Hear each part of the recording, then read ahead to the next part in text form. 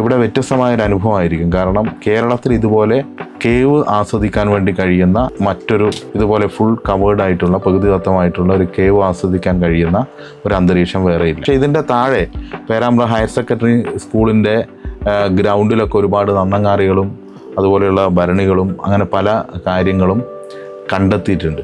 അപ്പോൾ ചിലപ്പോൾ ഒരുപക്ഷെ മുൻകാലത്ത് മനുഷ്യർ ഇവിടെ താമസിച്ചിട്ടുണ്ടാകാം. പേരാമ്പ്രയെ സംബന്ധിച്ചിടത്തോളം കോഴിക്കോട് ജില്ലയിലെ ഏറ്റവും പ്രധാനപ്പെട്ട ഒരു പട്ടണമാണ്. ഈ പട്ടണത്തിനുണ്ടായിരുന്ന ഒരു പരിമിതി എന്ന് പറയുന്നത് വൈകുന്നേരങ്ങളിൽ ചെലവഴിക്കാനോ കുടുംബത്തോടൊപ്പം ചെലവഴിക്കാനോ ഒന്നുമുള്ള ഒരു സ്ഥലം പേരാമ്പ്രയില്ലായിരുന്നു. ആ പരിമിതി ഈ പ്രോജക്റ്റോടുകൂടി ഒന്ന് മാറിക്കിട്ടുകയാണ്.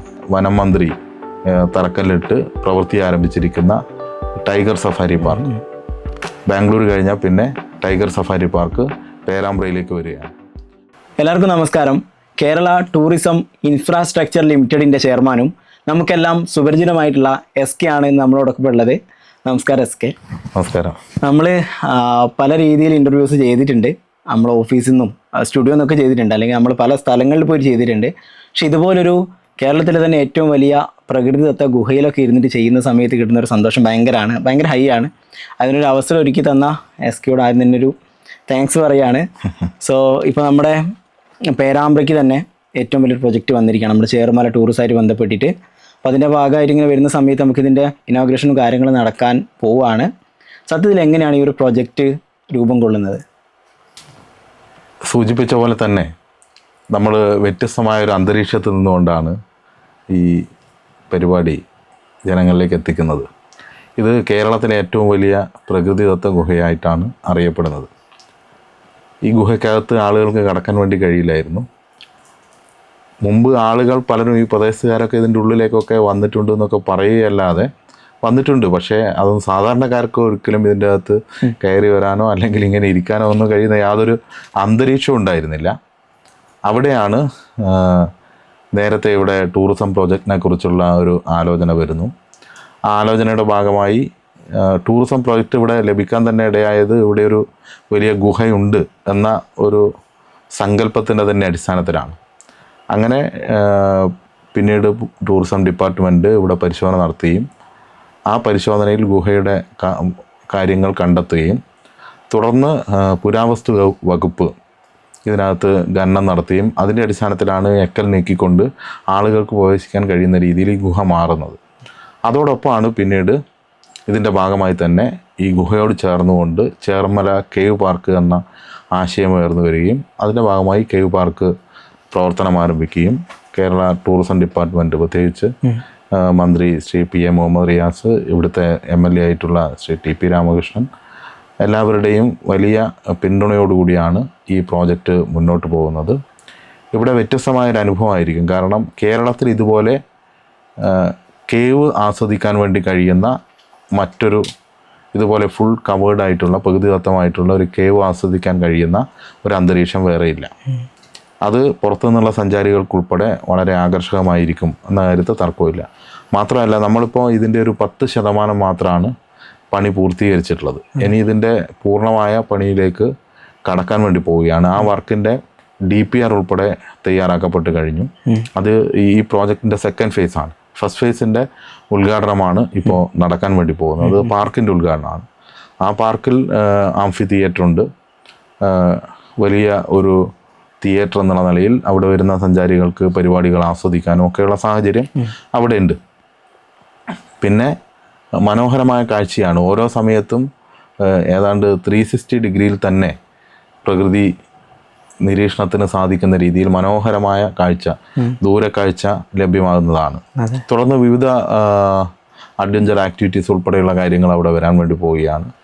വരുന്ന ആളുകൾക്ക് അവിടെ കഫ്റ്റീരിയ ഉൾപ്പെടെയുള്ള സംവിധാനങ്ങളുണ്ട്. മറ്റ് ചെറിയ അമ്യൂസ്മെൻറ്റ് ഉൾപ്പെടെയുള്ള കാര്യങ്ങളുണ്ട്. അവിടെ രാവിലെ നടത്തവും അതുപോലെയുള്ള എല്ലാ കാര്യങ്ങൾക്കുമുള്ള മിനി ജിം ഉൾപ്പെടെയുള്ള കാര്യങ്ങൾ, ഓപ്പൺ ജിം ഉൾപ്പെടെയുള്ള കാര്യങ്ങൾ അവിടെ വരാൻ വേണ്ടി പോവുകയാണ്. ഇതൊക്കെ ആകുമ്പോൾ വലിയ രീതിയിൽ ആസ്വദിക്കാൻ കഴിയുന്ന രീതിയിൽ ചേർമല കേവ് പാർക്ക് മാറും. അതെ, ഇപ്പം എനിക്ക് തോന്നുന്നു പേരാമ്പ്രയിൽ ഒരുപാട് ടൂറിസം കേന്ദ്രങ്ങളുണ്ട്. നമുക്ക് പെരുവണ്ണാമൊഴിയുണ്ട്, കക്കയുണ്ട്, കരിയാത്തമ്പാറയുണ്ട്, വയലട. അപ്പോൾ അതൊക്കെ തന്നെയും നമ്മൾ പേരാമ്പ്രയിൽ ഒരു സഞ്ചാരി വരുന്ന സമയത്ത്, പുറത്തുനിന്ന് ഒരാൾ വരുന്ന സമയത്ത് അതെല്ലാം കവർ ചെയ്തിട്ടാണ് പോവുക. അപ്പം അങ്ങനെ കവർ ചെയ്യുന്ന സമയത്ത് ഇപ്പോൾ പേരാമ്പ്ര തൊട്ടടുത്ത്, ടൗണിന് തൊട്ടടുത്ത് ഇവിടെ ഇത്രയും വലിയൊരു പ്രൊജക്റ്റ് വരുന്ന സമയത്ത് അത് എത്രത്തോളം ജനങ്ങളെ സ്വാധീനിക്കും എന്നുള്ളതാണ് വിലയിരുത്തുന്നത്. രണ്ട് കാര്യമുണ്ട്. ഒന്ന്, പേരാമ്പ്രയെ സംബന്ധിച്ചിടത്തോളം കോഴിക്കോട് ജില്ലയിലെ ഏറ്റവും പ്രധാനപ്പെട്ട ഒരു പട്ടണമാണ്. ഈ പട്ടണത്തിനുണ്ടായിരുന്ന ഒരു പരിമിതി എന്ന് പറയുന്നത് വൈകുന്നേരങ്ങളിൽ ചെലവഴിക്കാനോ കുടുംബത്തോടൊപ്പം ചെലവഴിക്കാനോ ഒന്നുമുള്ള ഒരു സ്ഥലം പേരാമ്പ്രയില്ലായിരുന്നു. ആ പരിമിതി ഈ പ്രോജക്റ്റോട് കൂടി ഒന്ന് മാറിക്കിട്ടുകയാണ്. ഏറ്റവും മനോഹരമായ ഒരു സായാഹ്നവും പ്രഭാതവും എല്ലാ സമയവും ചെലവഴിക്കാൻ വേണ്ടി പറ്റും. ഉച്ച സമയത്ത് പോലും നമ്മളിപ്പോൾ ഈ ഷൂട്ട് നടക്കുന്ന ഈ സമയം നല്ല നട്ടുച്ച സമയമാണ്. പക്ഷേ ഒരു AC പോലെയുള്ള അന്തരീക്ഷമാണ് ഈ ഗുഹയ്ക്കകത്തുള്ളതെന്ന് നമുക്ക് അനുഭവിക്കുമ്പോൾ അറിയാം. അപ്പോൾ എല്ലാ സമയത്തും വരാൻ വേണ്ടി കഴിയുന്ന ഒരു അന്തരീക്ഷം രൂപപ്പെടുകയാണ്. രണ്ടാമത്തെ കാര്യം, അഞ്ജിത്ത് സൂചിപ്പിച്ച പോലെ തന്നെ പേരാമ്പ്ര എന്ന് പറയുന്ന പ്രദേശം യഥാർത്ഥത്തിൽ ടൂറിസം രംഗത്ത് അൺഎക്സ്പ്ലോർ ആയിട്ടുള്ള ഒരു സ്ഥലമായിരുന്നു. അത് എക്സ്പ്ലോർ ചെയ്യപ്പെടുകയാണ്.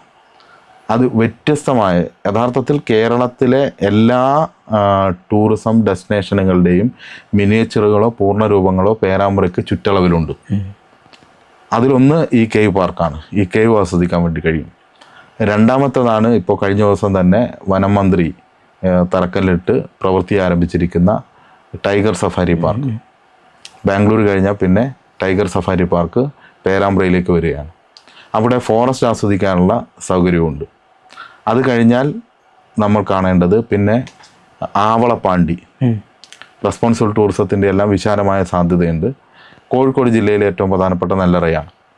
അത് ഈ പറഞ്ഞ രീതിയിൽ പ്രകൃതിയെ ആസ്വദിക്കാൻ വേണ്ടി വരുന്ന ആളുകൾക്ക് നല്ല രീതിയിൽ ആസ്വദിക്കാൻ കഴിയുന്ന ഒരു ഡെസ്റ്റിനേഷനായി മാറും. അതോടൊപ്പം തന്നെ പേരാമ്പ്രയുടെ ചുറ്റളവിൽ ഒരു 25 കിലോമീറ്റർ ചുറ്റളവിൽ എല്ലാ വിധത്തിലുള്ള ടൂറിസം ഡെസ്റ്റിനേഷനുകളും ഉണ്ട്. ഇവിടുന്ന് നേരെ പോയാൽ കാപ്പാടുണ്ട്. കാപ്പാട് ബ്ലൂ ഫ്ലാഗ് ലഭിച്ച ഒരു ബീച്ചാണ്, മനോഹരമായ ബീച്ചാണ്. ചരിത്ര പ്രാധാന്യമുണ്ട്. വാസ്കോ ഡ ഗാമയുടെ ഉൾപ്പെടെയുള്ള ചരിത്രം നമുക്കറിയാം. കാപ്പാട് ബീച്ചുണ്ട്. കുറച്ചുകൂടി മുന്നോട്ട് നീങ്ങിയാൽ കൊളാവിപ്പാലം, അവിടെ കടലാമകൾ ഉൾപ്പെടെ സംരക്ഷിക്കുന്ന, അവിടെയും കുഞ്ഞാലിമരക്കാരുടെ ചരിത്ര പ്രാധാന്യമുണ്ട്. പിന്നെ ക്രാഫ്റ്റ് വില്ലേജ്, ഈ പറഞ്ഞ 25 കിലോമീറ്റർ ചുറ്റളവിൽ വരുന്ന ഊരാളുങ്കൽ ക്രാഫ്റ്റ് വില്ലേജ്. ആ ക്രാഫ്റ്റ് വില്ലേജ് ഏതാണ്ട് 100 കോടിയിൽ പരം രൂപയുടെ പുതിയ ടൂറിസം പ്രോജക്റ്റ് അവിടെ വരാൻ വേണ്ടി പോവുകയാണ്. ഒരു അന്താരാഷ്ട്ര നിലവാരത്തിലേക്ക് ആ ടൂറിസം കേന്ദ്രം മാറാൻ വേണ്ടി പോവുകയാണ്. ഇപ്പോൾ തന്നെ നല്ല വിദേശ സഞ്ചാരികൾ ഉൾപ്പെടെ വരുന്ന ഒരു പ്രദേശമാണ്. അപ്പം നമുക്ക് ബീച്ച് ആസ്വദിക്കാം, ഹിൽ സ്റ്റേഷൻ ആസ്വദിക്കാം, ഫോറസ്റ്റ് ആസ്വദിക്കാം, അതുപോലെ തന്നെ നമ്മുടെ വയലേലകളും പ്രകൃതിയെയും ആസ്വദിക്കാം. മറ്റൊന്നുള്ളത്, നെല്ലിയാടി കടവിൽ ഇപ്പം ടൂറിസം ഡിപ്പാർട്ട്മെൻറ്റ് 5 കോടി രൂപ നീക്കി വെച്ചിരിക്കുകയാണ്. DPR തയ്യാറായി പ്രവർത്തനം ആരംഭിക്കാൻ വേണ്ടി പോവുകയാണ്. അത് ബാക്ക് വാട്ടറാണ്. ആലപ്പുഴയ്ക്ക് ശേഷം മലബാറിലെ ഏറ്റവും പ്രധാനപ്പെട്ട ഒരു ബാക്ക് വാട്ടറായി അവിടെ മാറും. അവിടെ ഇപ്പോൾ തന്നെ നിരവധി ഹൗസ് ബോട്ടുകൾ ഉൾപ്പെടെ സർവീസ് നടത്തുന്നുണ്ട്. നല്ല തെളിഞ്ഞ വെള്ളം ഉൾപ്പെടെയുള്ള ഒരു മാലിന്യവുമില്ലാത്ത ഏറ്റവും മനോഹരമായ ബാക്ക് വാട്ടർ ആസ്വദിക്കാൻ കഴിയുന്ന രീതിയിൽ അവിടെ മാറുകയാണ്. അപ്പോൾ എന്തെല്ലാം ഉണ്ട് എന്ന് ചോദിച്ചാൽ അതിൻ്റെ എല്ലാം സാധ്യത പേരാമ്പ്രയിൽ നിന്ന് ഉണ്ട് എന്ന് നമുക്ക് കാണാൻ വേണ്ടി കഴിയും. അങ്ങനെയാകുമ്പോൾ ഇതെല്ലാം ചേർത്തുകൊണ്ടുള്ള ഒരു ടൂറിസം കോറിഡോർ രൂപപ്പെടും. യഥാർത്ഥത്തിൽ ടൂറിസം എന്ന് പറയുന്നത് സാധാരണഗതിയിൽ നമ്മൾ വിസിറ്ററാണ്, ഒരു ദിവസം വന്നൊരു ഡെസ്റ്റിനേഷനിൽ വന്ന് തിരിച്ചു പോകുന്നത്. ഒരു ടൂറിസ്റ്റായി മാറുന്നത് 24 മണിക്കൂറിലധികം സമയം ഇവിടെ ചെലവഴിക്കുമ്പോഴാണ്. അപ്പോൾ 24 മണിക്കൂർ സമയമോ അതിൽ കൂടുതലോ ചെലവഴിക്കാൻ വേണ്ടി കഴിയുന്ന വിവിധ ഡെസ്റ്റിനേഷനുകൾ ഇവിടെ വരികയാണ്.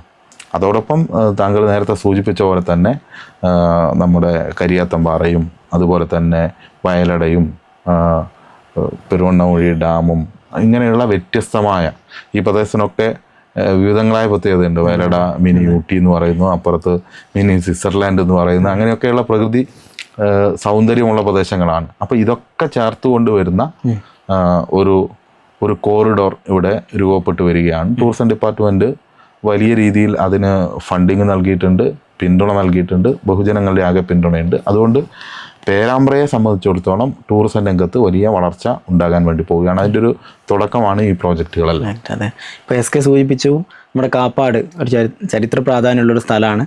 അതുപോലെ ഒരുപാട് ഇരിങ്ങൽ ക്രാഫ്റ്റ് വില്ലേജ് ഉണ്ട്. ഇപ്പം പേരാമ്പ്ര ഇവിടെയും ഈ ഒരു പ്രകൃതിദത്ത ഗുഹയ്ക്കും എന്തുണ്ട്, ഒരു ചരിത്ര പ്രാധാന്യമുണ്ട്. അത് എന്താണെന്നുള്ളതാണ്. ഈ ഗുഹയെ സംബന്ധിച്ചിടത്തോളം അതിൻ്റെ ചരിത്ര പ്രാധാന്യം നമ്മൾ കണ്ടെത്തിയിട്ടില്ല. കാരണം ഇത് പ്രകൃതിദത്ത ഗുഹയാണ്, മനുഷ്യനിർമ്മിതമല്ല.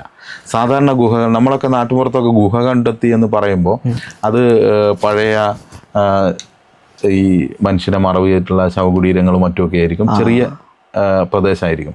ഇതേതാണ്ട് 1 ഏക്കർ പരം സ്ഥലത്ത് വ്യാപിച്ചു കിടക്കുകയാണ്.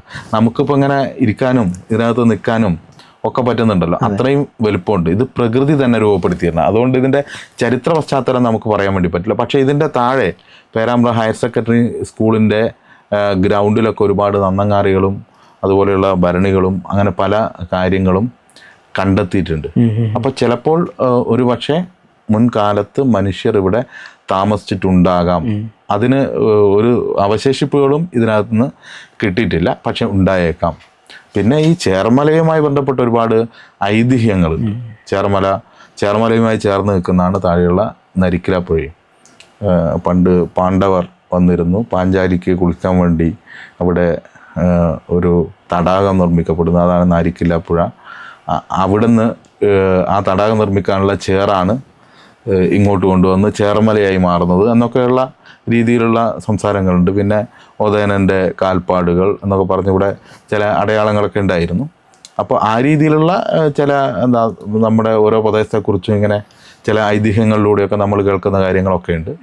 പക്ഷേ പുരാതനമായ തെളിയിക്കപ്പെട്ട മനുഷ്യൻ്റെ പഴയ ചരിത്രത്തിലൊന്നും ഒന്നും ഇതുവരെ കണ്ടെത്തിയിട്ടില്ല. ചിലപ്പോൾ ഇനിയിപ്പം ഇതിൻ്റെ അടുത്ത സെക്കൻഡ് ഫേസ് വർക്കിൽ ഇപ്പം ഗുഹയ്ക്ക് വേണ്ടി DPR തയ്യാറായി പണം നീക്കി വെച്ചിട്ടുണ്ട്. അതിൻ്റെ പ്രവൃത്തി ആരംഭിക്കാൻ വേണ്ടി പോവുകയാണ്.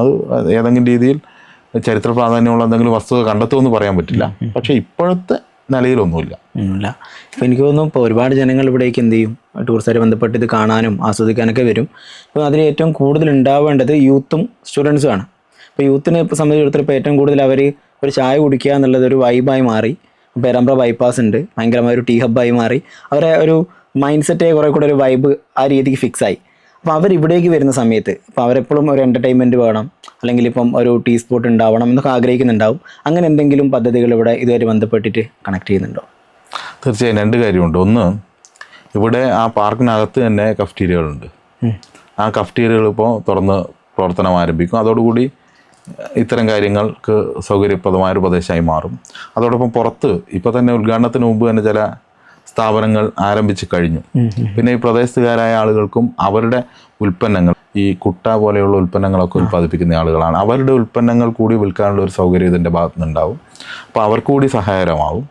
പിന്നെ തൊട്ടടുത്ത് ആ ചേർമല ഈ പറഞ്ഞ പ്രദേശത്തെ അവിടെയുള്ള ആളുകളുടെ ഉത്സവം നടക്കുന്ന ഒരു കാവുണ്ട്. അതുൾപ്പെടെ ആളുകൾക്ക് ആസ്വദിക്കാൻ വേണ്ടി കഴിയുന്ന ഒരു പ്രത്യേക അനുഭവമാണ്. അതുൾപ്പെടെ ഇതിൻ്റെ ഭാഗമായിട്ട് വരും. പിന്നെ നമ്മൾ കാണേണ്ടത്, ഇങ്ങനെ വരുമ്പോൾ ചെറുപ്പക്കാർക്ക് പുതിയൊരു വൈബ് സൃഷ്ടിക്കുന്ന രീതിയിൽ ഒരുപാട് അഡ്വഞ്ചർ ആക്ടിവിറ്റീസ് ഇവിടെ വരാൻ വേണ്ടി പോവുകയാണ്. അതൊക്കെ ഇതിൻ്റെ ഓപ്പണിങ്ങിന് ശേഷം പുതിയ ടെൻഡറിലൂടെയാണ് ആ കാര്യങ്ങളൊക്കെ വരിക. എന്നാലും കുറേ അഡ്വഞ്ചർ ആക്ടിവിറ്റീസിൻ്റെ കാര്യങ്ങളിപ്പോൾ പ്ലാൻ ചെയ്ത് കഴിഞ്ഞിട്ടുണ്ട്. അത് തുടർന്നങ്ങോട്ട് വരും. അതോടൊപ്പം തന്നെയാണ് എല്ലാ ദിവസവും കലാപരിപാടികൾ ആസ്വദിക്കാൻ വേണ്ടി കഴിയുന്ന ഒരു ആംഫി തിയേറ്ററിൻ്റെ മേൽക്കൂര ടെക്സ്റ്റൈൽ മേൽക്കൂരയാണ്. ആ കുട എന്ന് പറയുന്നത് തന്നെ ഒരു പക്ഷേ ചിലപ്പോൾ ഒരു കുടയുടെ രൂപത്തിലുള്ള കേരളത്തിലെ ഏറ്റവും വലിയ രൂപമായിരിക്കും അവിടെ പാർക്കിലുള്ള ടെക്സ്റ്റൈൽ റൂഫിംഗ് എന്ന് പറയുന്നത്. അപ്പോൾ അവിടെ ഈ പറഞ്ഞ പോലെ തന്നെയാണ്, ഉച്ചയ്ക്ക് വന്നാലും നല്ല തണുപ്പുള്ള അന്തരീക്ഷമാണ്. അപ്പോൾ അതുകൊണ്ട് അതെല്ലാം അവിടെ നിരന്തരം കലാപരിപാടികൾ. അതുപോലെ തന്നെ പേരാമ്പ്രക്കാരായ ആളുകൾ ഒരുപാട് കലാകാരന്മാരുണ്ട്. പേരാമ്പ്രയെ സംബന്ധിച്ചിടത്തോളം നാടക കലാകാരന്മാർ കേരളത്തിൽ തന്നെ അറിയപ്പെടുന്ന ആളുകളുണ്ട്. ഓരോരുത്തരെ പേരെടുത്ത് സൂചിപ്പിച്ചില്ലെങ്കിലും പേരാമ്പ്ര എന്ന് പറയുമ്പോൾ തന്നെ അറിയപ്പെടുന്ന നിരവധിയായ കലാകാരന്മാരുണ്ട്. നാടകരംഗത്ത്, സിനിമാ രംഗത്ത് വളരെ വലിയ പങ്ക് വഹിക്കുന്ന പലരും പേരാമ്പ്രക്കാരായിട്ടുണ്ട്. എഴുത്തുകാരുണ്ട്. അതുപോലെ തന്നെ സംഗീത രംഗത്ത് വളരെ പ്രശസ്തരായിട്ടുള്ള ആളുകളുണ്ട്. അപ്പോൾ ഇവരെല്ലാവർക്കും അവരുടെ കഴിവ് പ്രകടിപ്പിക്കാൻ കഴിയുന്ന ഒരു വേദിയായി, സ്ഥിരം വേദിയായി ചേർമലയിലെ ആംഫി തിയേറ്റർ മാറ്റാൻ വേണ്ടി കഴിയും. അതുപോലെ തന്നെ നമ്മുടെ പുതിയ വളർന്നു വരുന്ന തലമുറയ്ക്ക് അവരുടെ കലാപരിപാടികൾ അവതരിപ്പിക്കാൻ വേണ്ടി കഴിയും. പേരാമ്പ്രക്കാർക്ക് അത് ആസ്വദിക്കാനും പറ്റും. അതെ. SK, എന്തായാലും ഇത്ര ഒരു വിലപ്പെട്ട സമയത്തിൽ നമ്മളുമായിട്ട് കുറച്ച് സമയം സംവദിക്കാൻ വന്നതിൽ ഒരുപാട് സന്തോഷം. നമുക്ക് ഇനിയും കുറേ വിശേഷങ്ങൾ അറിയാനുണ്ട്. അപ്പോൾ നമ്മുടെ ഇപ്പം നിലവിലിപ്പോൾ ഇവിടെ അഭിമുഖീകരിക്കുന്ന ഒരു വിഷയം എന്ന് പറയുന്നത് റോഡാണ്. ആ റോഡുമായിട്ട് ബന്ധപ്പെട്ട് ഇപ്പം ബജറ്റിൽ ഈ കഴിഞ്ഞ ബജറ്റിനകത്ത് ഏകദേശം 3 കോടിയോളം മാറ്റി വെച്ചിട്ടുണ്ട് എന്നാണ് പറഞ്ഞിട്ടുള്ളത്. നമ്മുടെ ചാനങ്കടവ് റോഡ് ത്രൂ നമ്മുടെ പയ്യോളി മേപ്പയൂർ റോഡിലേക്ക് കണക്ട് ചെയ്തൊരു ബൈപ്പാസ് കൂടെ വരികയാണ്. അപ്പോൾ എന്തായാലും ഈ ഒരു പ്രൊജക്റ്റ് വലിയ വിജയമാകട്ടെ, നമ്മുടെ കേരളത്തിന് അഭിമാനിക്കാവുന്ന രീതിയിൽ ഒരു പ്രൊജക്റ്റായിട്ട് മാറട്ടെ എന്ന് ആശംസിച്ചുകൊണ്ട് നിർത്തുകയാണ്. Thank you.